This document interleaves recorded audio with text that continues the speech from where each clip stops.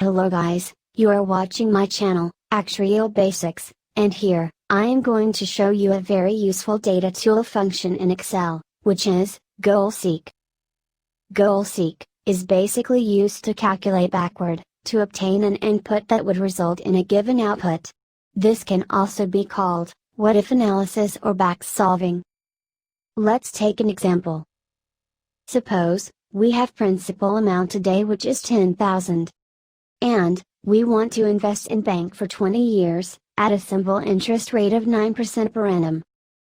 Now, we know the formula of accumulated value is, principal, multiply by, time, multiply by, rate of interest. Thus, we can see that the accumulated value, after 20 years is 18,000. Now suppose we need accumulated value of 20,000, then what will be the principal amount we have to invest? Here goal-seek function is used.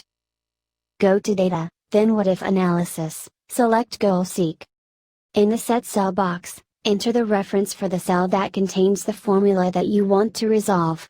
In the example, this reference is cell B5. In the To Value box, type the formula result that you want. In the example, this is 20,000.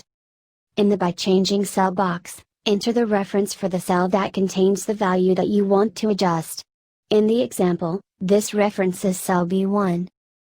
Here, we can see that, we need principal amount of 11,111, to get accumulated value of 20,000, with same interest rate and time.